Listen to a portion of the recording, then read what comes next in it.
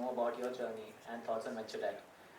Let me set some context before we begin our first session for the day, from inclusion to climate, the journey of debt and impact. We are all aware of the growing interest of investors for investing in climate tech innovations. Over the years, equity investments in these enterprises have reached record highs when compared to the other sectors. While equity is getting much attention, what about other forms of capital? Where do we stand when it comes to debt for climate tech enterprises? What are the lending strategies? What challenges arise when lending towards the new age innovations? Our first session aims to answer some of these questions for you. Before I invite the panelists to the discussion, I would like to take a couple of minutes to share some insights from a recent IIC study that we did.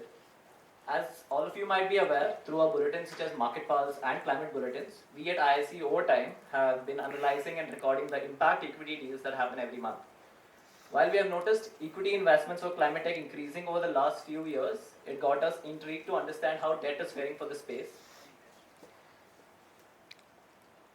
Hence, we did this study where we analyzed all the equity-funded climate tech enterprises that also raised debt between 2020 and the first half of 2024. We hope these insights serve as a starting point for today's discussion. In the interest of time, I'll just be sharing the key highlights from the study.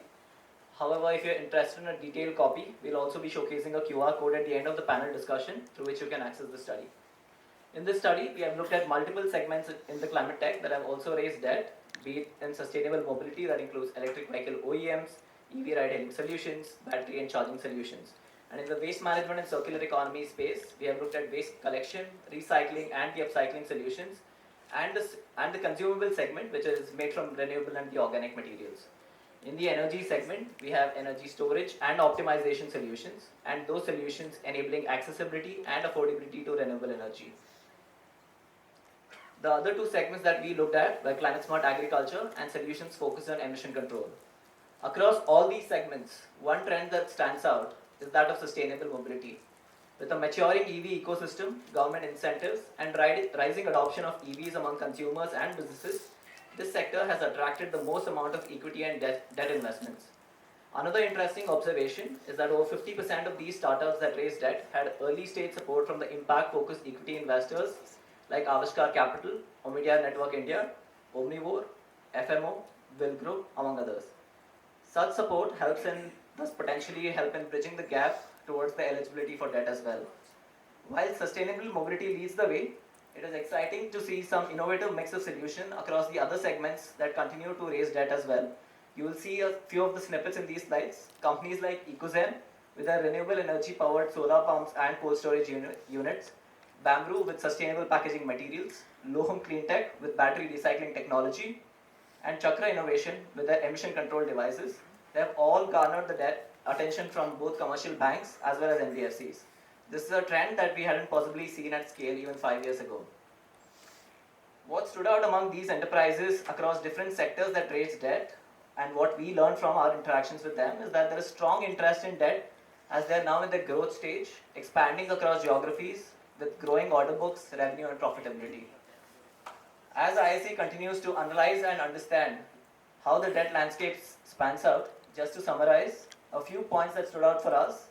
Segments raising debt have had active government support such as EVs, the presence of prior equity investors on their cap tables, and we see innovations beyond EVs such as waste management, circular economy and climate smart agriculture raise debt as well.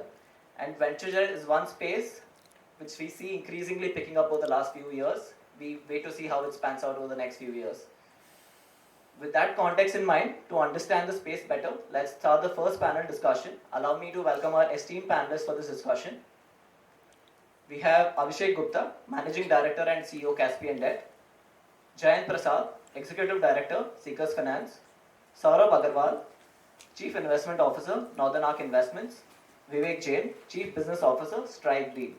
We also had Khushbu Shahani, Executive Director, Eversource Capital, join in, but due to her personal exigency, she's not able to attend today.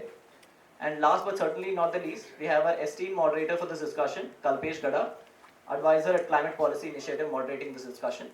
We'll begin with a few opening remarks from Saurabh.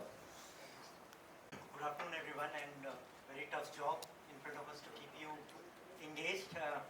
We do our best.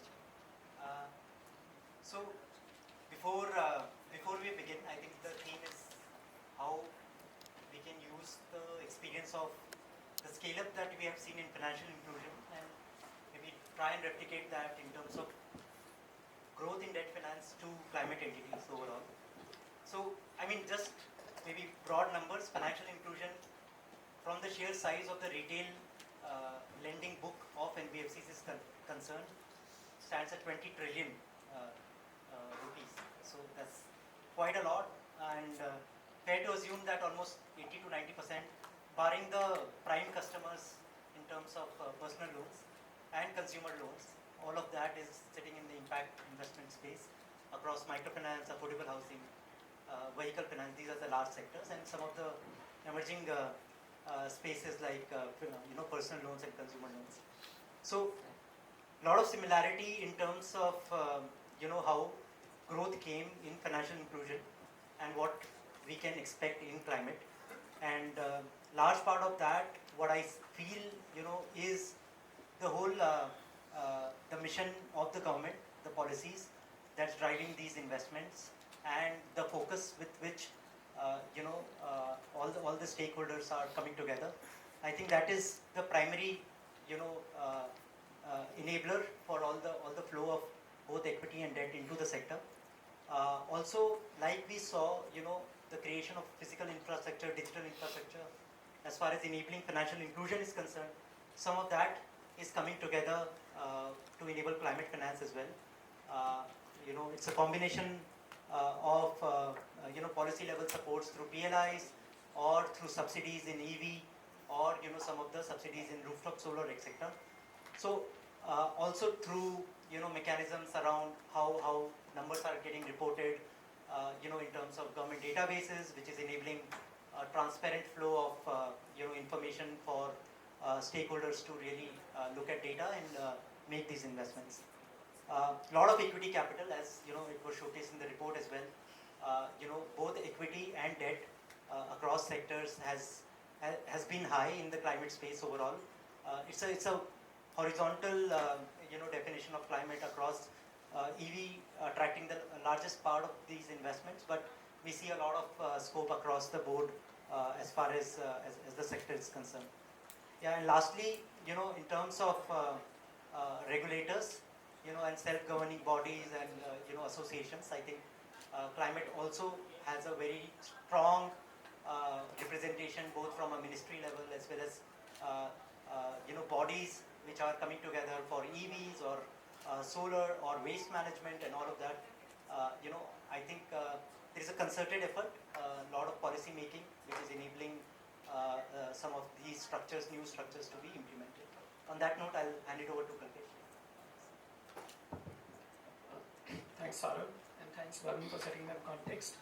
Like Saurabh said, this is a particularly difficult job because one, it's a session soon after lunch, and also because the subject that one is talking about, which is debt, usually associated with a very dull and boring job.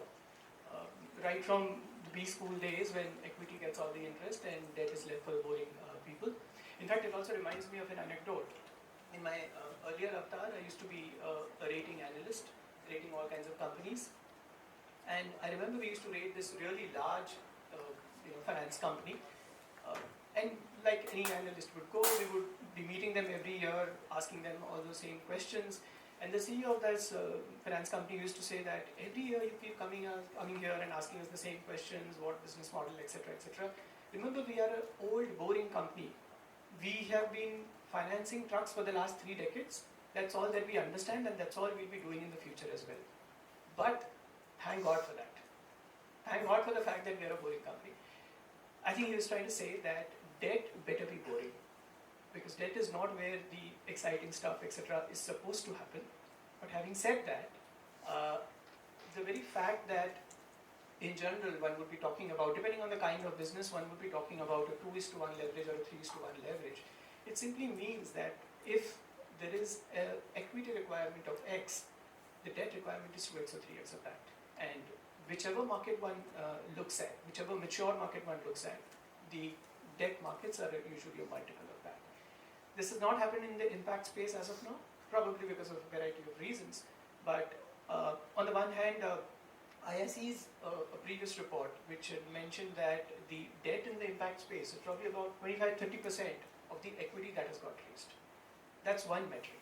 The other metric being that in a mature industry, one is talking about a 2:1 or a 3:1 kind of a debt raise typically.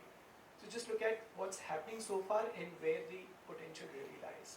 And that's also borne by the fact that we saw the opening address by Trifecta. We also heard what Saurabh has been saying, and some of these numbers on the slide, that it's changing. And as various sectors and subsectors within impact start getting mature, there will be more interest in it. And which is why I think all of us are here. So we will, amongst us, try and make this boring subject as interesting as possible.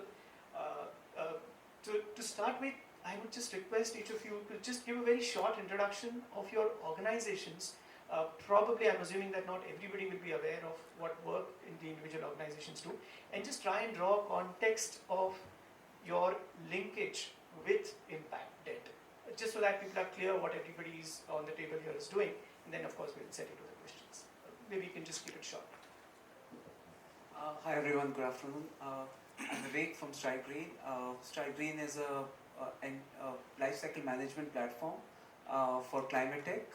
We are focused only on climate tech, and we enable financing, we enable the life cycle management, we enable end of life control for the asset. At the same time, we enable the whole adoption of new technologies for the climate. And we also enable a lot of financing around that. So it is a part of overall Stride Group, Stride Ventures. We have committed and invested upwards of $150 million in the climate tech till now in the last 3-4 years, and our intent is to keep on increasing that. Large portion of it has gone into EV. That is where in India, if you see, the climate investments have happened largely into the EV.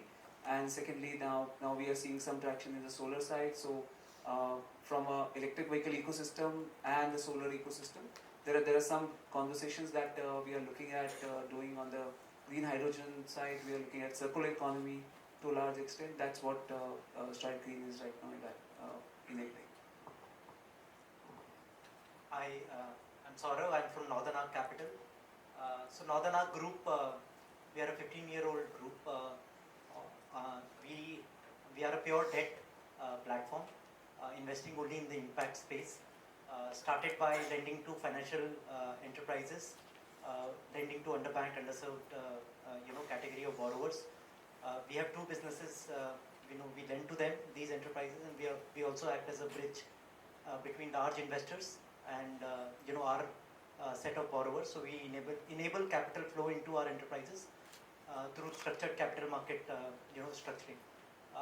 Apart from this, over the years we have expanded our coverage beyond financial sector enterprises to also cover corporates. Over the last 6.5-7 years of deploying in the corporates, we have deployed almost 5,000 crores, upwards of 200 companies, and large part of that has gone into climate entities as well. We fund in terms of companies from early stage, mid stage to growth stage, all kinds of entities. So from the perspective of our approach to lending is a life cycle approach. So we like to partner with well-governed enterprises and be a relevant debt partner to them over their life cycle. Thank you.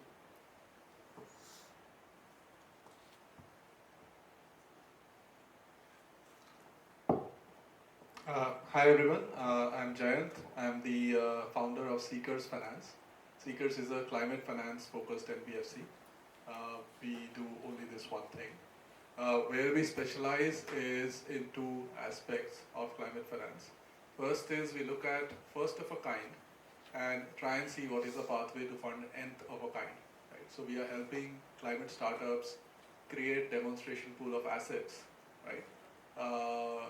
Which then get them traction and validation to allow them to scale.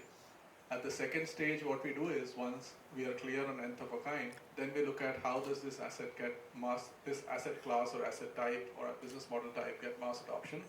So retail, B2B2C structures, SME, how do they do it?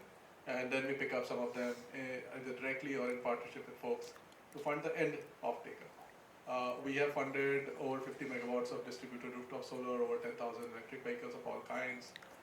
Beyond these two, we have funded energy efficiency, both industrial and building. we have funded wastewater recycling, and we continue to look at many other segments with the same lens. How do you go from first of a kind to nth of a kind, and then how do you go from there to B2C?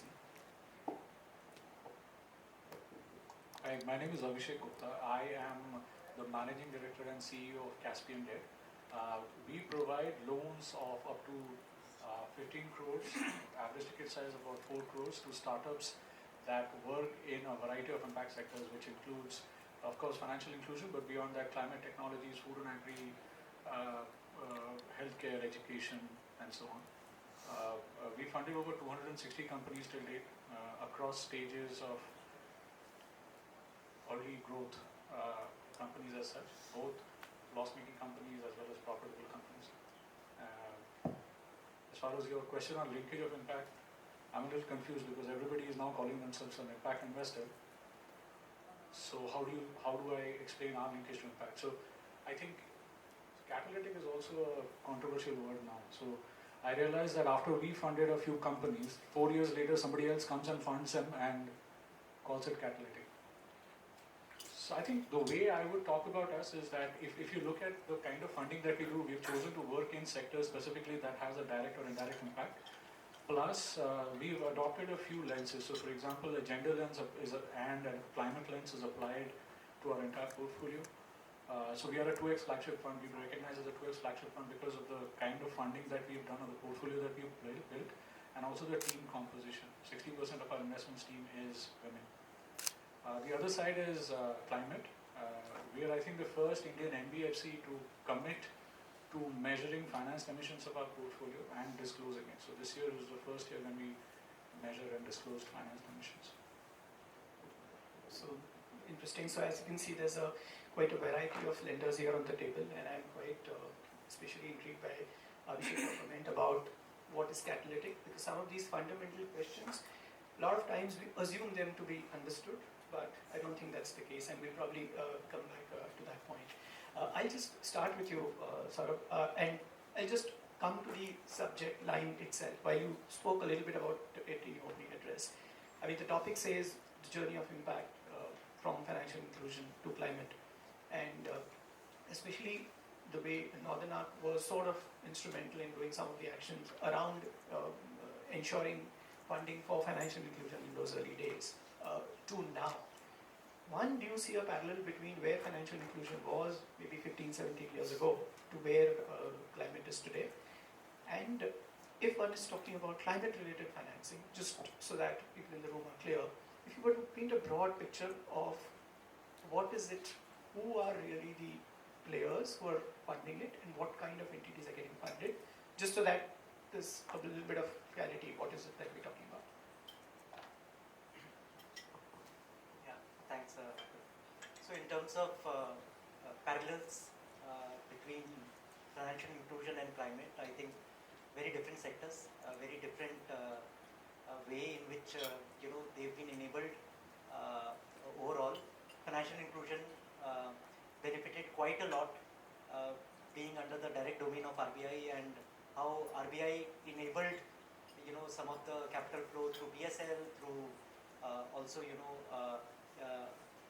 coming up with specific regulations around some of these sectors that the financial inclusion ended up serving.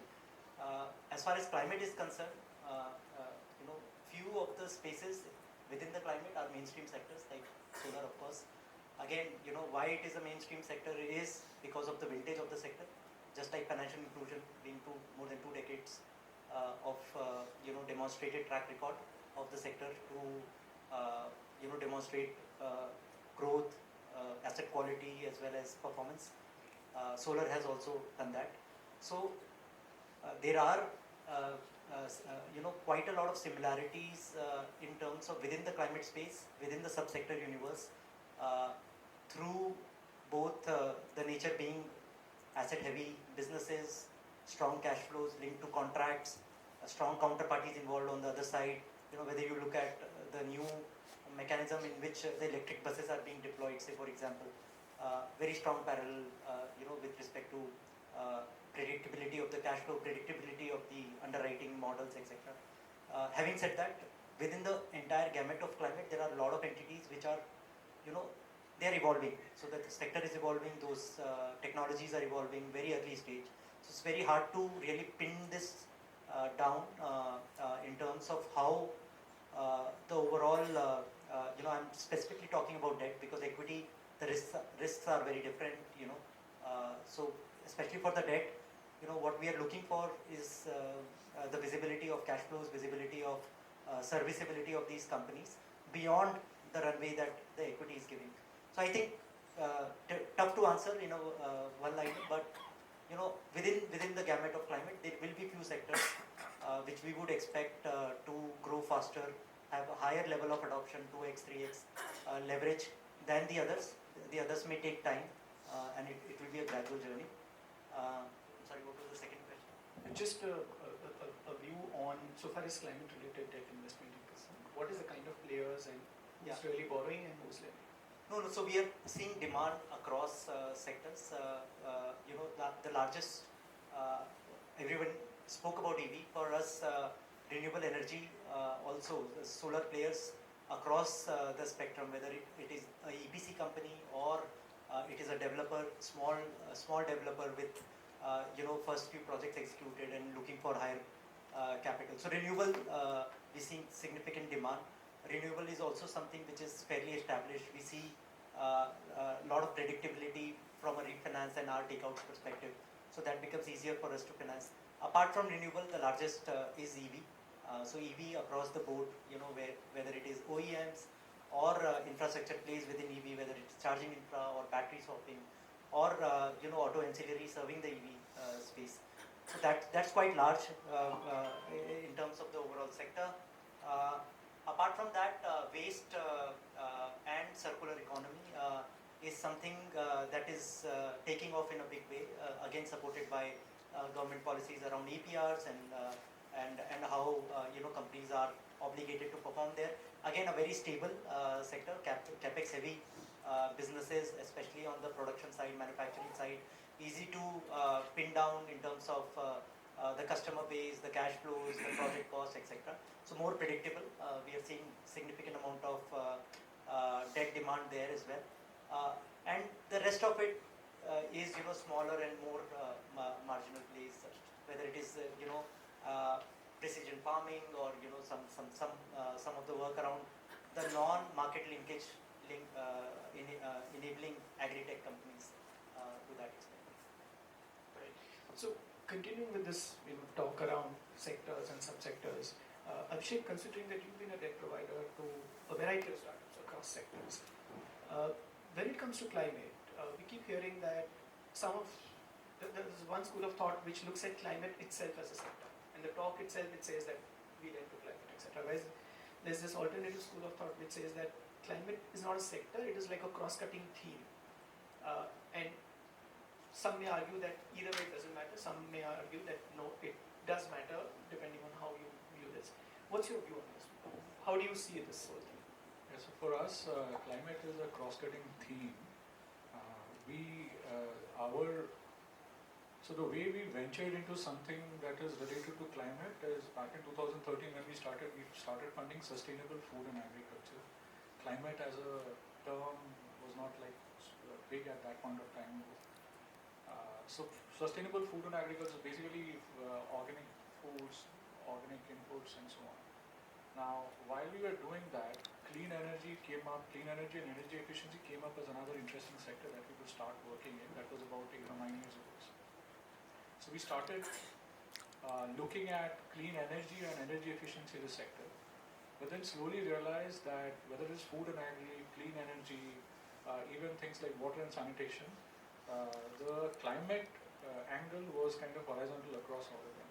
And in a way we kind of said that, look, of course there are these subsectors or sectors that are there, but climate is not exactly a sector, but it's more of a theme. And one of the things that we've done is, we realize that even if there are some sectors that are not so-called climate, but they do have a climate impact.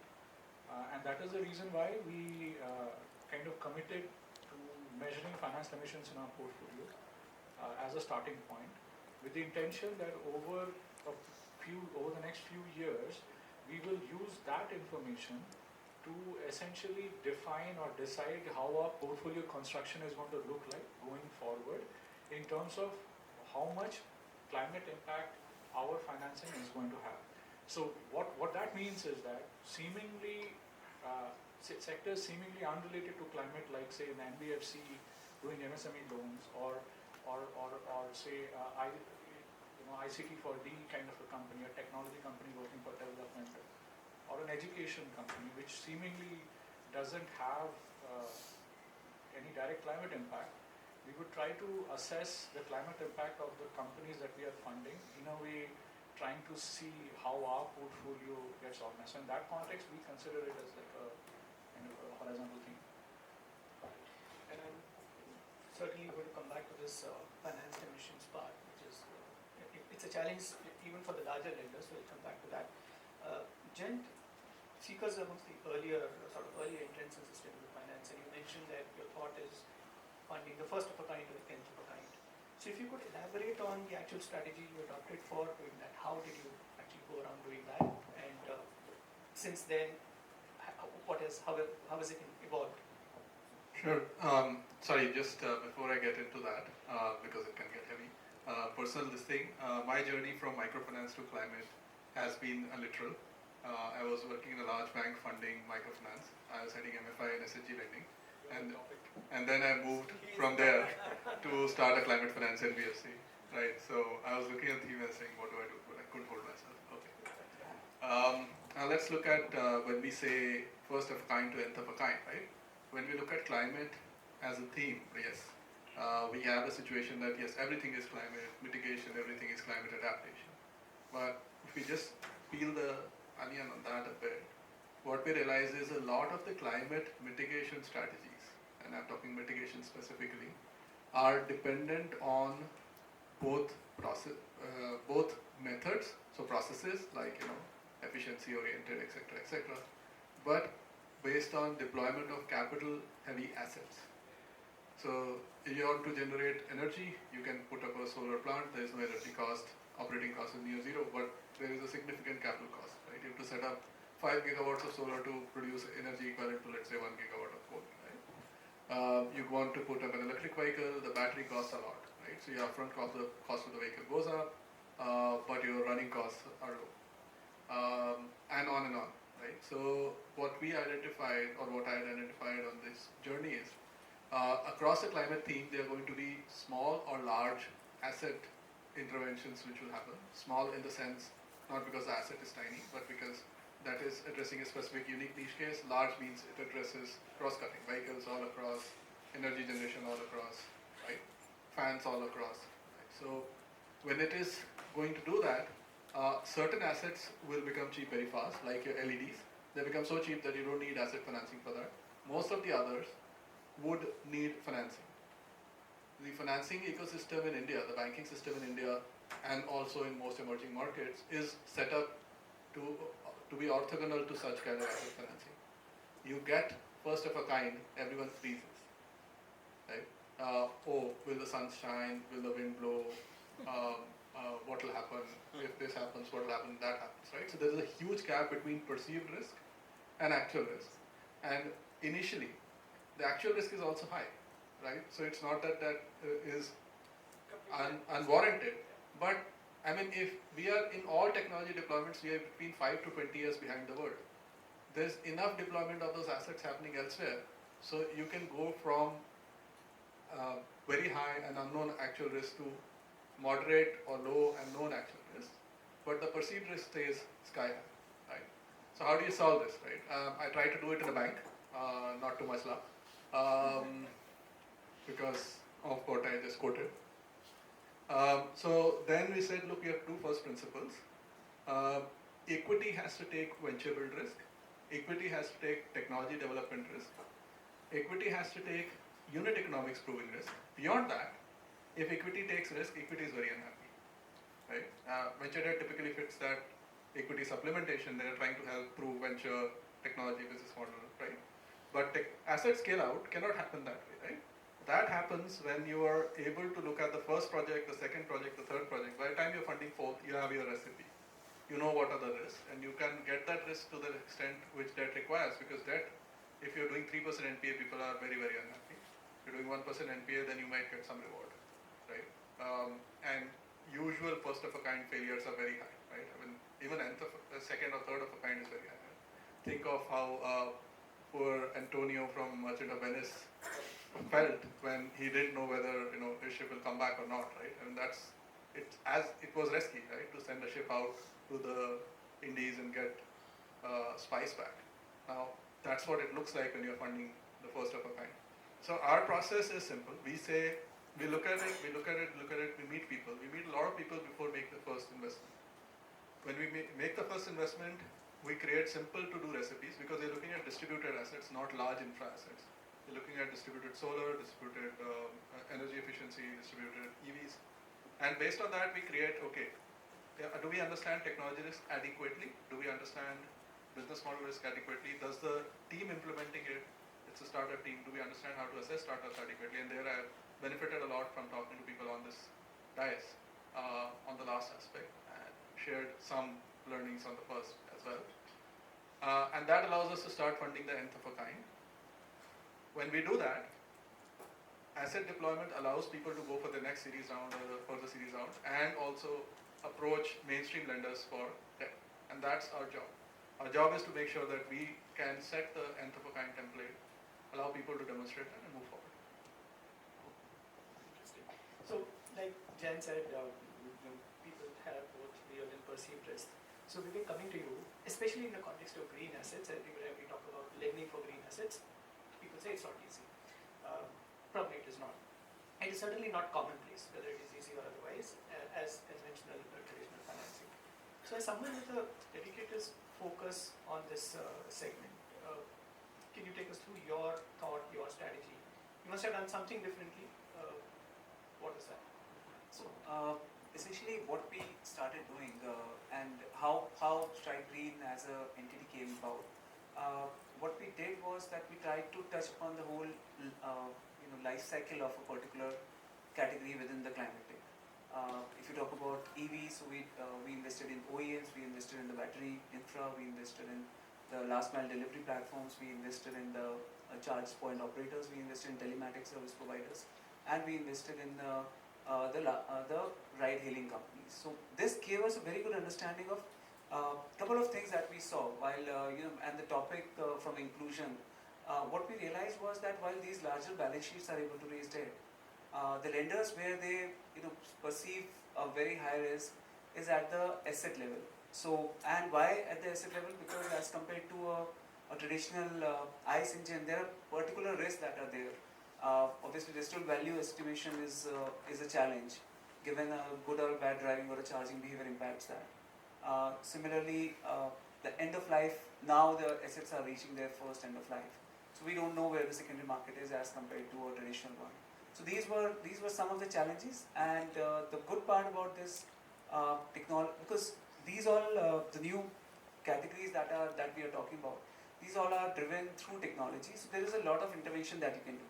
That's what we realized, that if technology can bring in, and if the asset is able to give you the kind of data that is required for underwriting, lenders would be ready to underwrite it. It's only you give them some kind of insights and alerts at the right point in time, and then help them create those solutions. So I would say that in the whole climate tech, in the whole climate the spectrum, EV is at a much mature scale, and solar is obviously at a much mature scale as compared to maybe circular economy right now.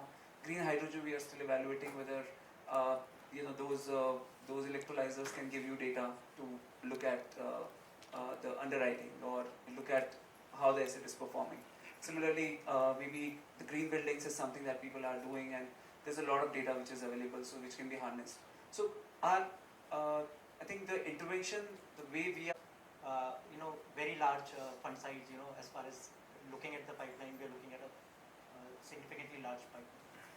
Some good news for in case there are any startups or enterprises. Are there enterprises looking for debt funding? Oh, there are some. Okay, so there's some good news there. But so on the one hand, you're saying that enterprises today have a plethora of options, etc., which is all good. But just talking about debt readiness of impact enterprises, and Abhishek also drawing from some of the work which Caspian has done in this respect. If you were to just think about the typical reasons why some of the enterprises fail in getting back, so out of whatever X number of proposals that reach your table, some of them would not be ready. So maybe they're not just ready at that point of time. So one, which are those reasons why people are unable to absorb data right now? And if you have to sort of give out a message to potential debt issuers that, hey, look, this is what you should be getting your house in order before you raise debt, what would be that message or that lesson to potential borrowers? Yeah, sure. So I think where we differentiate from the traditional lenders is that if you're looking for a loan of about 1 crore, if you go to a bank, typically the bank will ask for mortgage collateral. They will ask you for 3 years of profitability. Now, we don't ask for either. What we ask for is information. Internal records. We want to see that your business operations are properly run. Even if you're loss making and you're backed by venture capital equity, we are able to understand, provided you're not loss making because you're not properly run. You have to be properly run, but you're making losses as a conscious choice because that's your strategy to focus on growth rather than profitability. But we need data to be able to, not just at the time of doing the credit evaluation, but after that as well. And what I've realized is because in most cases, we are the first ones that the companies talk to, and the demand for the data is not taken very happily by the portfolio companies. So they say that no, we exist, this is our revenue, why should you ask for so much data? But what they don't realize is we are not asking for 3-year profitability, we are not asking for mortgage collateral. So there has to be something that we can depend on. Because if you don't give that as well, it is not debt, it is equity. So, and you're not interested in giving a shareholding as well. So that's one area where a lot of companies don't make the cut. The other issue is, of course, the rate of interest. Because I think the reality is that we feel that why should debt not be accessible to the companies at say 10%, 11%? Even I feel so, why it should be so. But the reality is entities like us get the money at that rate. So you can imagine we can never give you the money at that rate. The reality is AAA rated companies today, I think the rates would be what, 8.5%, 9%? AAA is 7.5. 7.5. So if as a startup, as a loss-making company, you're expecting at 10, 11%, it will never happen. Right? It will be at a much higher rate. So I think that's also the case where people lose a lot of time. They say that we'll get the money at 11%. And every time somebody says that, I say, I'll be very happy for you. Please go ahead and get the money from there because I want you to get that. 6 months later, they come back after losing their time to once again start a conversation. So I think when you're going to raise debt, you have to mentally prepare. If you're raising the first line of debt, if you don't have mortgage collateral, if you don't have profitability, it will be a higher cost loan. And it's not like we are fleecing you, it's just that that's the nature of the business. That's it. So realistic interest rate expectations and willingness to share information. If you're not sharing collateral, please share information. No, fair enough. Jen, continuing with this theme of sort of funding the young businesses and new businesses, etc. How can NBFC especially play a role in this new to credit customers, be it in solar, EV, any of these spaces? Sure. So, in fact, NBFCs play a significant role in funding new to credit all over. So why should this be separate? But adding a bit specifically for climate finance sector as well as generally, in terms of when people who are first-time borrowers are seeking money, right? Abhishek highlighted a couple of issues and they're important. People are not mentally ready to take a certain rate. When they're taking equity, the implied IRRs are 2x, 1.5x or 2x of debt, and yet for them debt is a cost which is hitting the P&L, whereas equity is free. Or they may not be organized for information, and therefore it becomes a big overhead. Couple of more issues hit. Venture capital interests are orthogonally aligned to company survival. When I mean orthogonal, that's what orthogonal is. This is company survival, this is venture capital interest, right?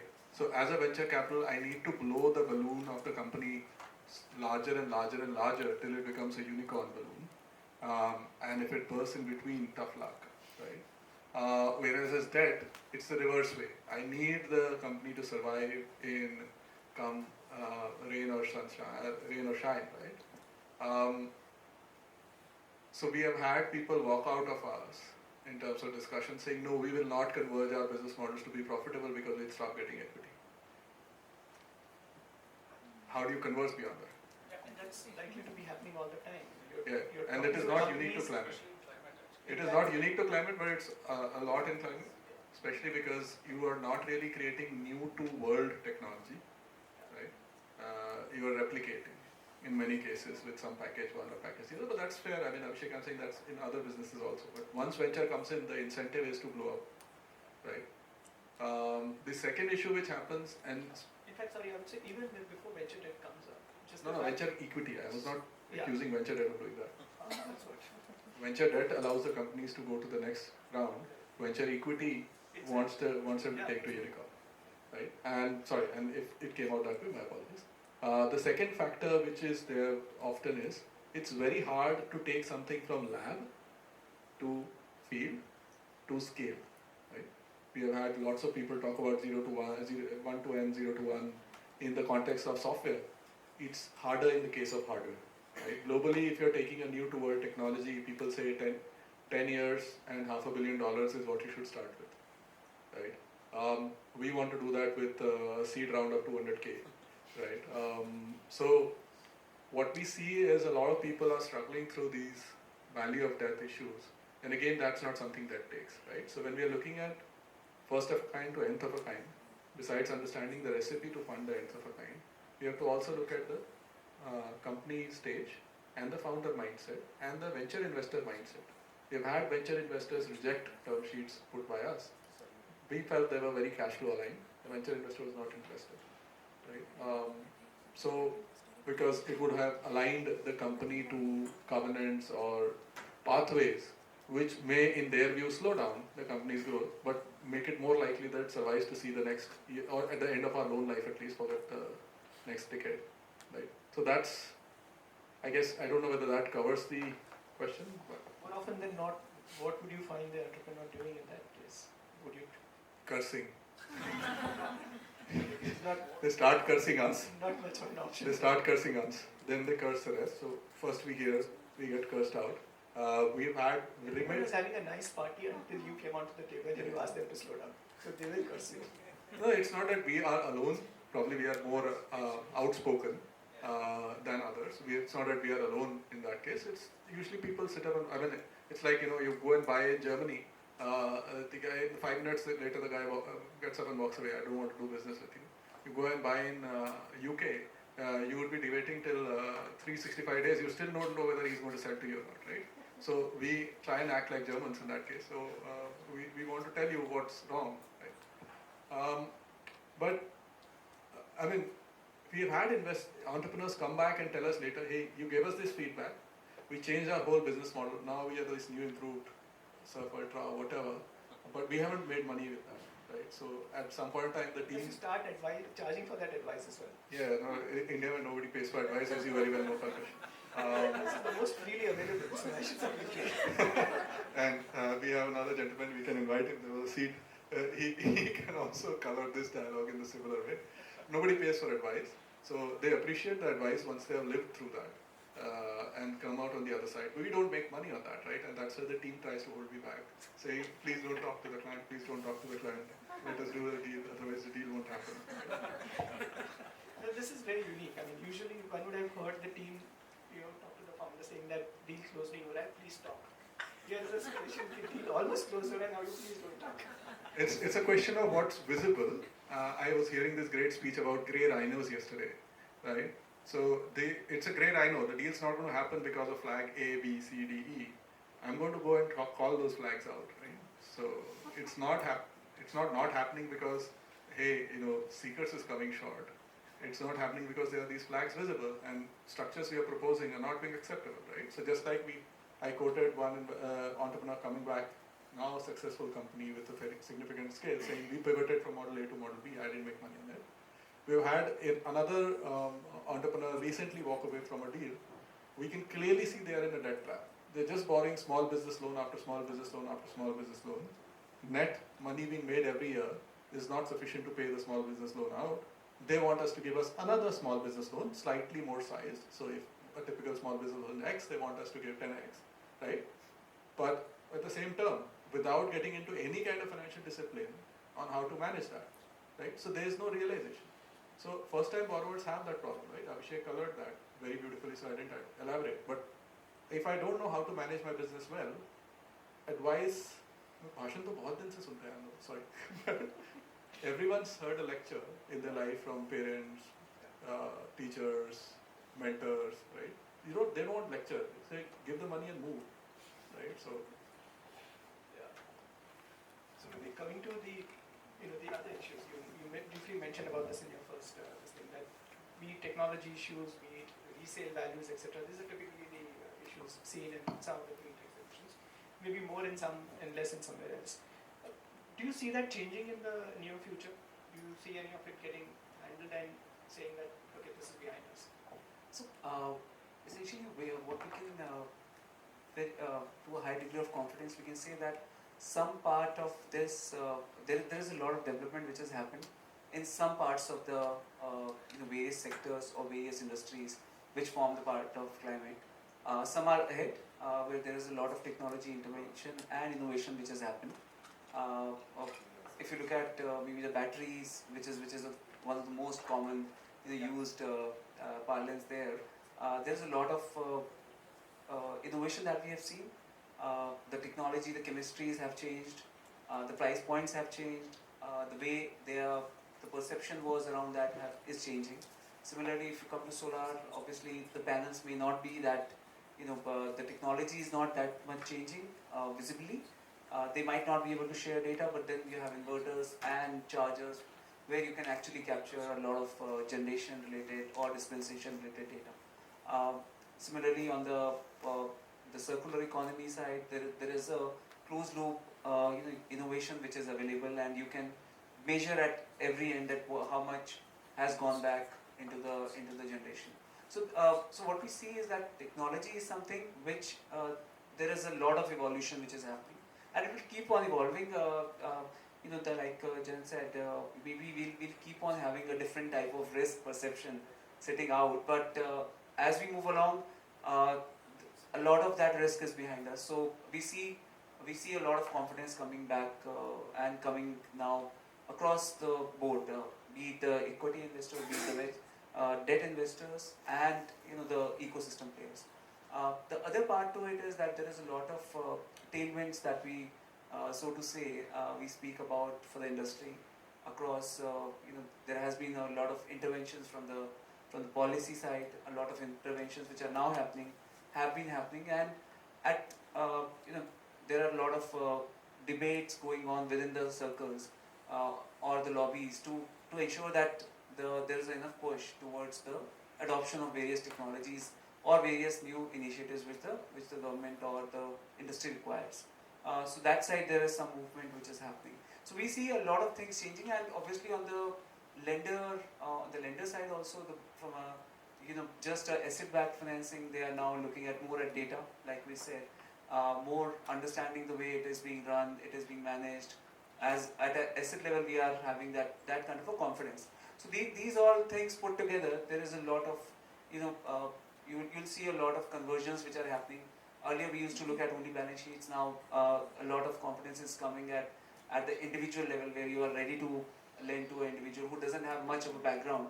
But then there is some aggregator in the form of maybe quick commerce, e-commerce, various kind of off-takers which are available.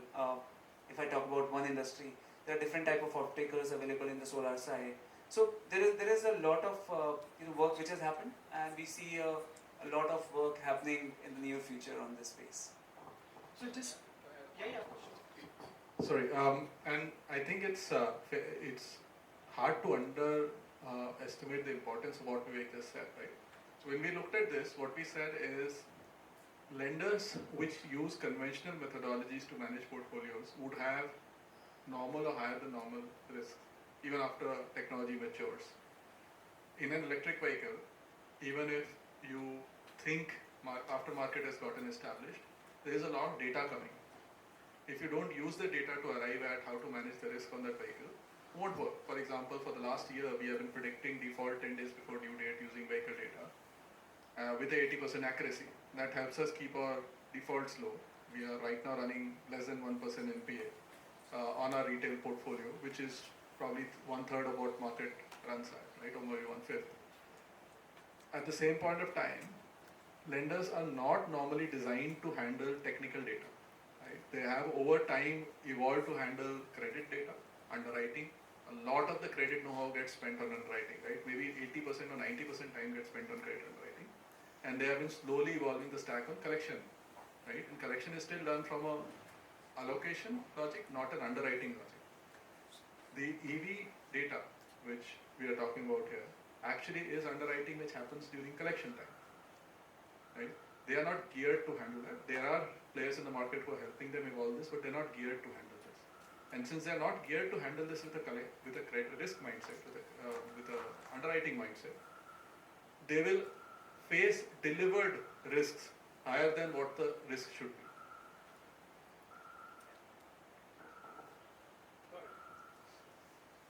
So, just continuing this sector maturity sort of piece, sort of fundamentally, do you think this tech is evolved enough for us to, or rather to take shape as a sector? Or because till about a couple of years ago, when we used to have these discussions with some of the equity providers, not so much on the debt side, trying to understand which themes within climate will be sort of more popular going forward.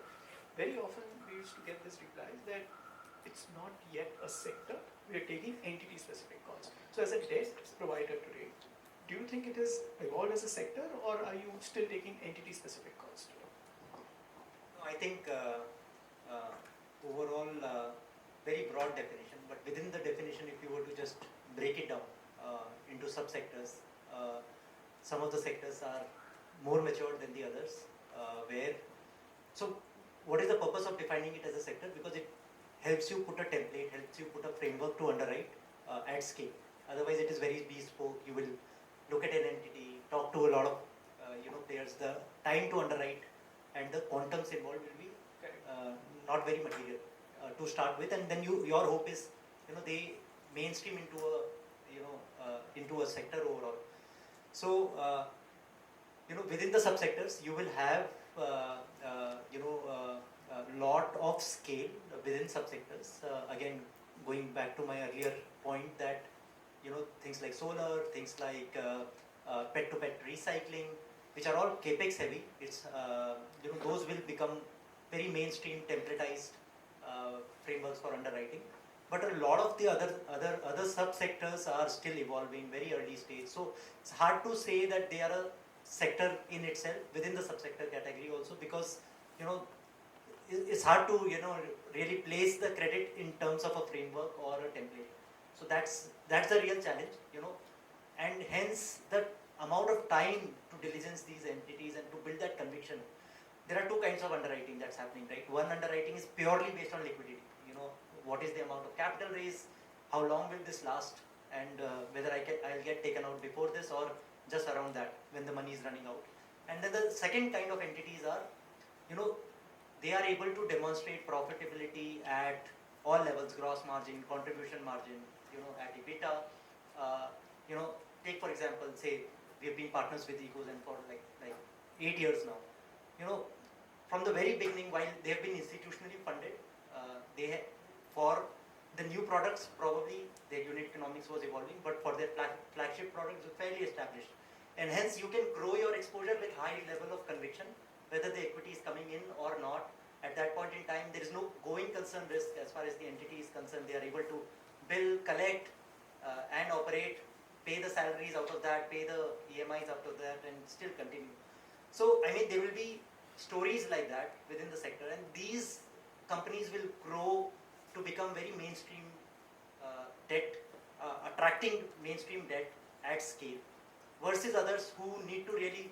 The problem actually, just to come back to Jayant, is when there is a founder who is interacting on a debt raise for the first time. First of all, it is his first interaction. He doesn't have a pitch which is debt oriented. He doesn't have a financial model which is debt oriented. He's raised equity with the assumptions that he'll run out of cash in 18 months, but he will reach a certain size and scale. And looking at that model of 18 months of runway and he's asking you to fund for a mid to long term. That's a real challenge, right? And we don't want him to create two models, frankly. You know, you walk the talk in terms of what you're going to do, and that's good. At least there is a high degree of transparency involved here as far as what the founder mindset is, and that's where a lot of education comes into the play. And Right. I've already got one reminder from Varun, so we'll just try and have one last round of questions.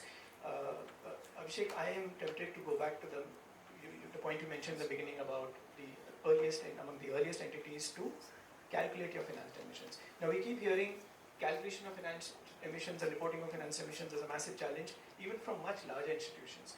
So, what has been your experience so far? Of course, these are early days, but what has been your experience so far? It is confusing, it is pure madness, it is Maya. So initially we tried to do it ourselves. Yet you have embraced it. So I'll tell you how. So because what we were realizing is we need to make a start, and I think in a lot of cases we have made a start and then it got figured out over a period of time, and that from that end. So initially we tried to do it ourselves. We became almost a half scientists, and then we realized that this is not something that we can do. So we kind of became a signatory to what is called the Partnership for Carbon Accounting Financials, and then we adopted this tool that has been developed by a number of development finance institutions, where there are proxies inbuilt in the back of it. And I can tell you, I mean, I probably shouldn't say this, but I know that it is not accurate, but it is a starting point that has given the numbers to us to start with, so that we can now start, no matter how bad the numbers are, they are numbers based on some proxies. Can we start from that and move towards improving those numbers over a period of time, is how we are thinking about it. I think India doesn't have a climate taxonomy. That's the starting point. Once that gets fixed, everything else will slowly start falling in place. We are also mindful of the fact that we don't want to be doing greenwashing, so we are not making a lot of claims about it. We're just starting to, measure and hopefully try to do something about it. But it's not going to make the world better tomorrow, for sure. Just like you have a playbook for startups who are entering debt, maybe at some stage you'll have a playbook for people who are wanting to become signatories to PCAF. Jayant, one last question. What is the impact of this servitization thing which we keep hearing in various segments? Sure. Impact on the lenders. Yeah, no, that's an interesting one, right? At this point of time, the servitization wave is largely riding on, you have lots of equity, hence I'll fund you to offer the asset to the customer on per second, per minute, per kilo, per output use. What we are trying to do is we are trying to get a little below the skin of it and try and understand how exactly it's working, where it's working. For example, in electric vehicle passenger, which is auto rickshaws, we felt servitization had limited use because there is a very strong mindset for driver ownership. But we also realized that when you're getting to batteries and the person has to replace batteries, let's say e-rickshaw guy has to replace batteries 4 times in the vehicle life, they are not wanting to invest in the battery again and again. So if there is somebody who can rent them the battery on a swap basis, on a per WH basis, per day basis, it suddenly allows them to transition to lithium, earn more money, right? So we think there will be certain assets where the owner base can be expanded, right? It's like renting a house versus owning a house, right? A limited number of people are running a mortgage at any point of time, larger number of people are running a rent at any point of time. So we think servitization, if done imaginatively, can expand the market for adoption of clean climate finance solutions or climate solutions substantially. But done incorrectly can also lead to huge issues of burn, right? Like you're trying to rent so fast, you have lots of customer acquisition costs, lots of churn, retention issues, refurbishment issues, right? So you have to do it right, and therefore we are on the lookout for people who are doing it right. And then we fund them, they demonstrate, and then either it comes on our balance sheet or larger people fund them. Looks like there's a lot of scope for advice even here. Just like, while I have a bunch of more questions Hopefully here. wanted advice. Hopefully advice which will get valued later. I have a bunch of more questions, but I've got the second or third reminder. Varun, do we have time for questions? Okay, one question. So, there goes the hand.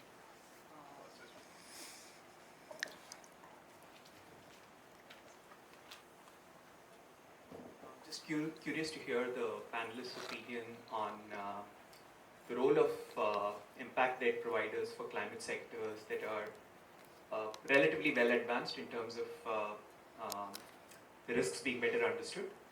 But the fundamental unit economics of the sector are such that it's quite poor. But there is a reason of existence for these sectors, if not from an economic standpoint, but from an impact standpoint. Do you think there is a role for impact debt providers in this space to bring their cost of capital down, either through a blended finance arrangement, or I just want to know from a first principle standpoint, how do you sort of deal with this, these sort of situations? Sure. First, impact debt is not grant. So, oh, I'm sorry, I apologize. Impact debt is not grant. Can't hear it again. So, Didn't like it. yeah, that's why I apologize. It's said again. The second time I got a pass. It's not a grant, which means it's also money which needs to come back. It also gets held to the same regulatory norms in terms of NPAs and ROAs as other debt is. Right? It's a product. We are focusing to target on this, but if we had to do grants, we'd become an NGO, not a regulated private lender. At a second level, you have to figure out why that sector is so advanced, but yet economics are poor. Because that's where I started out my response to my first question. You have to understand why is it not making money, right? Is it a design for burn, right? Is it flooding market? Does it have any convergent pathways to make money? For example, at this stage, it's very, very unclear whether swapping will make money, right? There are large pools of money being deployed for helping battery swaps. We have detailed metrics on how many swaps, how many batteries in the pool, etc. are needed to make it converge. And yet, there is a fear of race to bottom pricing. So when you are looking at impact, right, and you're looking at debt, you are typically looking at innovators of business model or innovators of solution, trying to reach the target audience in a certain way, right? Now somebody can say, hey, I will do this, but I will do this in a rural Jharkhand. Somebody can say, I don't care about specific geographical targeting, I'm doing this with this solution mix, right? So these innovators usually end up seeking out startup financiers, and some of the startup financiers are impact lenders. On the other hand, you can have impact lenders who say, hey, if you are funding somebody in Sanic Farms, I don't need to be doing that. But if you want to fund somebody in Greater Noida, on the border of this side of border of Dadri, that side of border of Dadri, this side of Loni, that side of Loni, right? You need to either be a regional financier or an impact lender or a food, right? So you can choose which one you want to do, because then you have to create the mechanics that way. But money has to come back. Just to add to what Jayan said, sorry, I'll just take 2 minutes. So in terms of, your question was very interesting. So if the sector is advanced, I would say that on the second point, the risk, the unit economics are not so good. I'll rather flip it. If the unit economics are good and the sector is maturing, then the role of players like us, the cost of fund and the access to debt becomes much higher, cost of debt falls. Having said that, the entities need to build for cushion for their senior lenders, and our roles could evolve into, putting in more sophisticated structuring through credit enhancement, guarantees, and stuff like that, which we have done at Northern Arc in some of the climate entities as well, where you are enabling a very low cost debt for our companies through a small portion of high cost credit enhancement portion, such that unit economics for us is good, for the entity is good, it's a win-win for the entire ecosystem. But on the point that you made, if the unit economics are not good, then our role in any which ways, that it's not too much of a constraint, that unit economics is still evolving. There are a lot of options to startups at the cost that Abhishek alluded to, not at 10-11%, but somewhere between. On that note, thank you so much for a patient hearing, and may the whole debt continue and thrive. Thank you, Kalpesh, and thank you to our esteemed panelists for that insightful discussion. As a researcher,